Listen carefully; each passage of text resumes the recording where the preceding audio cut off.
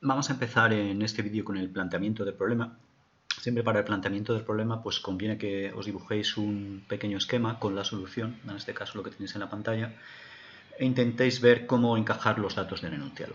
Nos están preguntando por una pirámide de base cuadrada, todos sabéis dibujar un cuadrado para la base, y al ser una pirámide regular, el vértice va a estar en la intersección de las diagonales, en proyección, y algo importante es que en este caso no nos indican cómo colocar la pirámide respecto a los planos, no nos hablan de ninguna posición especial, solamente nos piden el ángulo, nos indican el ángulo diedro y una determinada altura.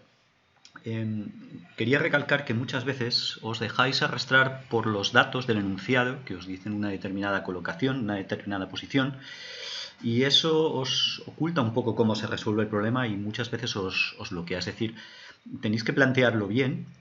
Es decir, lo primero que hay que hacer no es colocarlo, es plantearlo. Una vez planteado, intentar llegar a la solución y después colocarlo. En este caso ya os digo que no hay una colocación determinada, con lo cual pues vamos a ver cómo se hace esto para una pirámide de base cuadrada genérica. Nos dan el ángulo diedro. El ángulo diedro es el ángulo que forman los planos de las caras entre sí. Aquí tendréis 4 ángulos diedros iguales. El ángulo diedro pues va a variar entre 180, con lo cual tendríais una pirámide plana de altura 0. Y en este caso, en el caso de una pirámide cuadrada, va a haber un valor límite en el cual si seguís reduciendo el ángulo diedro, como yo estoy haciendo, pues se llega a un punto en que esta pirámide se transformaría en un prisma, es decir, el vértice se iría al infinito y el límite de este ángulo diedro serían 90 grados. Dicho esto sobre el ángulo diedro, para que veáis cómo va variando según se disminuye y según aumenta, lógicamente los datos del enunciado tienen que estar en concordancia porque si no el problema no tendría solución. Pues vamos a ver cómo resolverlo. Si tenemos estos dos planos, vamos a centrarnos en estas dos caras de aquí. Si tenemos estos dos planos, vamos a ponerlo así. Dos planos se intersecan en una recta. Para sacar el ángulo matemáticamente habría que calcular el ángulo de las normales de estos dos planos y matemáticamente saldría, ¿de acuerdo? Vale, pero esto dibujando no es mucho más difícil calcular el ángulo de estas dos normales de los planos que hacerlo de la manera que los vamos a ver. Lo más habitual dibujando es, si tenemos planos, es situar rectas sobre los planos y medir las dimensiones, en este caso ese ángulo, sobre esas rectas. Es más fácil dibujar estas rectas que dibujar vectores normales.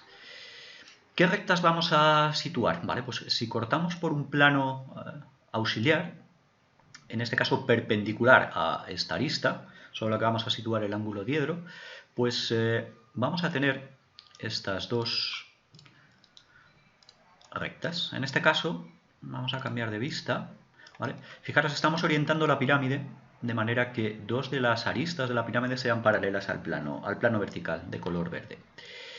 Este plano perpendicular a esta arista nos cortaría en dos rectas, este ángulo serían 90 grados.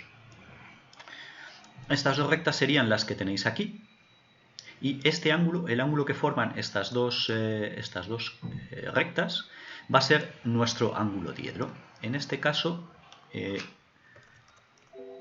si tengo 120 grados, sería este ángulo. Yo me podría situar en una determinada vista, en la cual podría medir este ángulo, y este ángulo pues serían los 120 grados. Lo que pasa es que es también muy difícil medir en tres dimensiones. Ya sabéis que solo podéis medir en direcciones, en rectas paralelas a los planos de coordenado, horizontal y vertical. ¿Y qué es lo que vamos a hacer? Pues lo que vamos a hacer es abatir estas rectas, ¿de acuerdo? Estas dos rectas, vamos a abatirlos sobre el plano horizontal. Si estas rectas las abatimos sobre el plano horizontal, pues tendríamos esto de aquí. Daros cuenta que para abatir la trayectoria de este vértice vamos a utilizar este eje de abatimiento, ¿de acuerdo? La recta o el segmento que une estos dos vértices de la pirámide, La trayectoria de este vértice de las rectas va a ser un arco de círculo, ¿de acuerdo? Y automáticamente pues vamos a tener este punto. Teniendo este punto, vamos a ser capaces de situar este ángulo, en este caso de 120 grados, podría ser cualquier otro ángulo, con lo cual nos cambiarían las dimensiones, aquí tenéis 150, y una vez situado este punto, lo que vamos a hacer es desabatirlo para tener este punto de aquí. Cuando desabatimos, pues fijaros, vamos a desabatir llevando también una circunferencia, como veréis, y esta arista de la esta arista de la pirámide va a ser tangente a esa circunferencia. Lo vais a ver cuando veamos la solución, ¿de acuerdo? Y una vez que tengamos esta arista, que va a ser tangente a esa circunferencia, automáticamente va a salir la posición del vértice. Y teniendo la posición del vértice, tenemos los 4 puntos de la base, vamos a tener automáticamente planteado y prácticamente resuelto el ejercicio, ¿de acuerdo?